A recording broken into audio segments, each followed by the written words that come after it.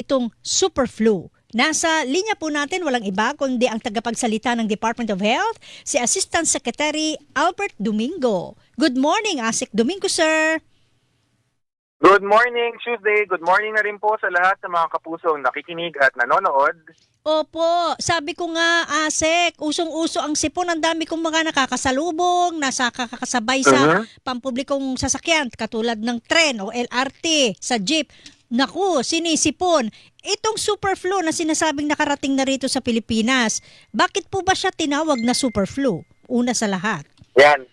Magandang pangbugan na tanong yan, no, Tuesday. Yung super flu kasi sa totoo lang, hindi naman po siya bago. Siya po ay isang sabihin na nating variant ng tinatawag na influenza A. Yung influenza A, trangkaso po yan. Sa madaling salita, matagal na pong umiikot yan. Yung kasing pamilya ng mga virus na yon, talagang kada taon nagbabago sila ng anyo. Maski noon pa ho, at hindi laging nagiging dahilan ito ng malalang problema. Kaya siya natawag na super flu kasi mahaba talaga yung kanyang scientific name. Ako mismo, Tuesday, hindi ko memorya eh. Influenza A, H3N2, 3C, 2A, 1B, haba-haba. Kaya ang nangyari sa kanya, isa pang alias niya is subclade K. Naririnig or nababasa rin yan, subclade K. Tapos ang sabi nga nila, copy-friendly para sa mga writers at sa ating mga nasa media ay super flu. Now, wala pong pinagkaiba yung sintomas niya doon sa pangkaraniwang trangkaso. Ubo, sipon, lagnat, pananakit ng katawan. Ang mahalaga pong tandaan ay marami kasi, lalo na sa ganitong panahon na Enero sa Pilipinas, wala naman tayong winter. Wish lang natin no, na meron tayong snow. Wala tayong ganyan. Pero kaya siya sumasabay dahil pag nagbago yung antas ng panahon, maaaring mairita yung ating ilong sa kalalamunan. So, nagkakaroon tayo ng sipon, nagkakaroon tayo ng sore throat. Hindi naman nangangahulugan na nagiging flu agad. Yun. Ibig sabihin, sa unang pasok pa lang, pakiramdam nyo na kayo'y sisipunin, agapan nyo na para hindi siya mag-develop into a super flu. Yes. Magandang punta yan, no, Tuesday. Maaari kasi nga, ito yung medyo komplikado, pero kaya nating labanan to. No? Pag nagkaroon tayo ng sipon at yung palang yung nakikita nating sintomas, maaaring una sa lahat, baka allergy lang to. Naiirita tayo kasi nagbago yung panahon. Ano ang senyales na allergy lang ito? Pag di naman tayo naglagnat, tapos pag nangangati yung mata natin, alam niyo yung parang gusto niyong kuskusin yung mata niyo na ang kati-kati, tapos o kaya parang may ibang bahagi kayo ng katawan na nangangati, maaaring allergy po yan. Ngayon, kung yung sipon natin ay medyo may sumabay na pananakit ng lalamunan or kahit pangangati ng lalamunan, mapapaisip ka, baka super flu na to. Maaaring hindi pa rin po, baka ito naman ay iba kasi may ibang mga virus na umiikot rin po na mild lang rin po sila hanggang doon lang. Ngayon, pag meron tayong pananakit ng katawan na sumabay pa doon sa sipon saka doon sa lagnat, medyo saka ubo, medyo mapapaisip po tayo niyan, baka ito na yung trangkaso. Pero hindi naman ho siya ibig sabihin na nakamamatay ka agad. Ayun. Yun ang mahalaga doon. Asek, ano? Kasi syempre yung iba, mga nanay, lalo na nakaalarma, nababahala. Ano ba yung super flu na yan? Bakit maraming mga sinisipon? Ay, ito, dahil nabanggit natin yan, may pangangailangan ba na magsuot ng face mask? Ay, magandang tanong yan na Tuesday. Ang pagsuot ng face mask, dapat talaga voluntary yan, no? Kumbaga kusa. Karaniwan, hindi naman natin ang kailangan i-record at ito ay isang magandang sabihin na nating kilos na ipapakita na nag-aalaga tayo ng kapwa natin. Kasi maaaring, pag tayo kasi ay malakas sa pangangatawan, sabihin na natin na yung mga adults, sabi nga nila sa English, mga matatanda na gitna ng 20 hanggang mga 50, medyo malalakas sa pangangatawan ng mga yan eh. Maaaring tayo, wala tayong sintomas. Pero maganda kasi kung tayo ay nauwi, tapos meron tayong lolo't lola, o kaya bata na nasa bahay, kung tayo kasi nag-face mask sa matataong lugar, maiiwasan natin na meron tayong mabaon pa uwi. Yun ang kahalagahan yan. Pero wag mo nating iisipin na just because sinasabi ng DOH na magsuot ng face mask ay meron na naman tayong malaking problema. Hindi po. Ito po ay pag-iingat lamang. Tama. Speaking of super flu, na pag-uusapan natin, sabi nila nakapasok na rito nga sa bansa, ASEC. Ano ba ang lagay ngayon ng super flu dito sa Pilipinas? Mayroon pa bang mga aktibong kaso ngayon? Sa katunayan na Tuesday, nakabilang na tayo. So, nung huling nag-press con si Secretary Erbosa, yung bilang na nibigay niya, 17 sa Metro Manila, 41 sa pangkabuoang bilang sa bansa. Hanggang mga bandang Agosto, Setyembre yun eh. So, meron na tayong datos ngayon, all the way until December, 63 po yung naibilang natin. Lahat po sila buhay, lahat sila ay gumaling na. At sa ngayon po, inaantay lang natin yung update kung may active. Wala po tayong nakikita na parang dun sa mga influenza-like illness na superflu ang dahilan, tapos namatay. Yung mga ibang dahilan kasi ng influenza-like illness, naalala nyo po, mga 2 years ago, di ba, na parang nagkaroon ng alarma, di umano, dun sa tinatawag na human metapneumovirus. So, di ba, mga 2 years ago, yun yung pinag-uusapan natin. Pero hindi yun ang pinakamalaking dahilan. Ang pinakamalaking dahilan is si influenza A, sumunod si rhinovirus, sumunod si enterovirus, tapos si influenza B, tapos si human para-influenza virus. Huwag po tayong kabahan. Matagal na ho natin kilala yung mga yan. Ang sinasabi lang po natin ay maaaring iba-iba ang dahilan ng trangkaso. Yes.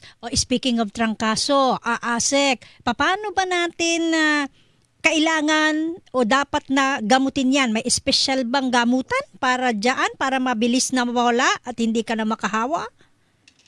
Magandang tanong yan na Tuesday, no? Ang sinasabi nga natin sa DOH, kung gusto mo ng trangkaso bye-bye, may tatlong bagay na ating natatandaan, no? Yung maghugas ng kamay, pahinga sa bahay, at kumain ng prutas at gulay para trangkaso bye-bye. Bakit? Kasi marami po sa mga virus, yung listahan na binanggit ko ho niyan, ay namamatay ho yan sa paghugas ng kamay dahil nalilipat yan sa mga talsik-talsik na nahahawakan natin o kaya pag nagbeso-beso, ganyan. Yung magpahinga sa bahay, kung tayo po ay may sintomas, wag na ho tayo makihalubilo sa mataong tao dahil baka tayo pa yung mamigay ng virus. Gagaling naman yan na kusa sa ating bahay in a few days or maybe 1 week or 2 weeks. Tapos yung ikatlo, yung kumain ng prutas at gulay, kahit sabihin natin ano ba naman tong si DOH, laging prutas at gulay, kasi po, yung ating resistensya, yung tinatawag ng immune system, abay hindi nyo kailangan bumili ng supplement ha, hindi kailangan ng dagdag na gamot. Pero yung mga kahel, yung mga kalamansi, yung mga maasim na prutas, pati siguro guyabano, banggitin ko na rin. Anong meron nila at ba't binabanggit natin yan? Vitamin C, natural na makukuha sa mga prutas at gulay na ito, na pwede natin panlaban dito sa trangkaso. Lalo pa, tropical country tayo, maraming tropical fruits na pwede nating kainin dito, no, na mayaman sa vitamin C. Tama yan, Tuesday. Marami akong mga kakilala na mga dayuhan na naiinggit sa mga prutas natin. Tayo kasi, syempre, sabi nga nila tayo, excited tayo pag medyo nabiyahe sa abroad. Wow, apricots, di ba? Wow, ganyan. Pero huwag natin ipapawalang bahala. Marami tayong prutas at ang mahalaga yun, yung mga prutas natin abot kaya. So ano pa yan, hindi lang dahil sa trangkaso, marami pang ibang mga vitamins and minerals na nakukuha dun sa ating mga prutas at gulay na pangpalakas ng resistensya, hindi lang sa superflu, pati sa ibang mga virus. Ayun. Sa pangkalahatan, Asek Domingo, sir, wala tayong dapat ipag-alala dito sa superflu na ito. Wala po. Actually, magbibigay ako ng dagdag datos, no? Sige Kasi po. nakakuha na namin yung pinakahuli na bilang ng mga malatrangkasong sakit, yung influenza-like illness. Yung December 27, ang pinakahuling official tally po noong 2025, ang buong tala natin ay 181,130 na kaso ng malatrangkasong sakit. Mas mataas lang ito ng 1%, napakakatiting 1% ataas kumpara sa 179,948 na kaso noong 2024. So, ibig sabihin po, wala ho tayong nakikita na pagbulusok. Ngunit, kaya maganda rin na may ganito tayong tumatalakayan kasi at least naaalala ng ating mga kapuso na tayo ay nasa flu season pa rin dahil ito ngayong winter, malamig eh. Pero ang blessing sa atin sa Pilipinas, dahil hindi naman tayo nagsusnow, hindi naman tayo nagyelo, hindi tayo nagkukumpulan sa loob ng bahay. In fact, ngayon nga, nakapara ako sa daan may nakikita ko mga nag-jogging. Ngayon yung pinakamagandang panahon na mag-exercise kasi pag fresh air, hindi tayo naghahawaan ng virus. Yes. Mayroong mga kaso akong naobserbahan, Asek Domingo, sir. Halimbawa, nasa loob ng bahay, abay panay ang sipon. Ayan, barado ang ilong. Pero pag lumabas naman, wala naman siyang sipon. Walang namang nararamdamang ganun. Allergy ba yun? Ay, Ay, maganda. Yes, magandang tanong mo yan. Thank you for that question, Tuesday. Mm. Pag napansin nyo po na sa isang lugar lang kayo para bang tinatablan ng sipon at naiirita, pero pag lumabas kayo ay nawawala, Yan. mataas po yung, mataas yung pagkakataon na meron kayong tinatawag na allergen. Yan. Sa English Allergen. or sa medicine, allergen. Oo. Mhm. Sa Tagalog, merong nagiging dahilan kung bakit kayo nangangati. At ano yung mga pwedeng yon? Una, ito, naku, baka marami magalit sa akin, pero check nyo, baka kayo ay allergic sa inyong pets. May mga kapuso Oh. tayo na kahit, gusto nyo ng pusa, gusto nyo ng aso, pero yung pala, yung kanilang balahibo ay allergic kayo. Number 1 yon. Mhm. Number 2, maglinis-linis po dahil pag maraming alikabok, yung mga tinatawag na dust mites, di ba? At saka dapat yung mga punda ng unan, yung mga tuwalya, dapat at least once a week. Guilty ako niyan, lumalampas ako ng 1 week. Dapat pinapalitan at ilalabahan kasi doon po napupunta yung mga dust mites na nagiging sanhi Ayun. ng allergy. Ayun. Ibig sabihin, maalikabok na sa loob ng bahay.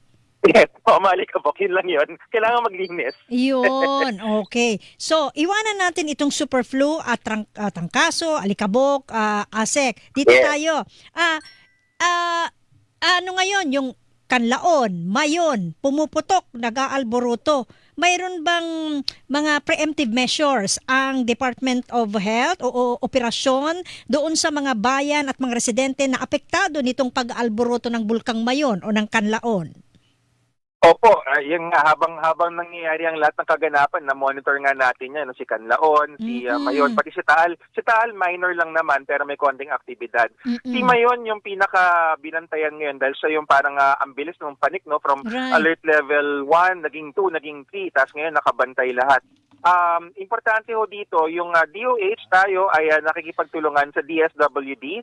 Ang ating tawag namin sa kanila sister agency kasi ang DSWD in charge po sa mga evacuation center. So, pag sinabi ho, lalo na sa ating mga kabikulan, no, mga Bicolanong kapuso, kapag sinabi ng inyong lokal na pamahalaan na mag-evacuate, dadalhin po kayo, aalokin kayo sa evacuation center. Si DSWD bahala sa pagkain, dun sa evacuation center mismo, dun sa mga face mask, dun sa mga iba pang pang-medical, mga gamot, dun po papasok si DOH. So namimigay po kami dun sa mga apektadong lugar ng mga face mask.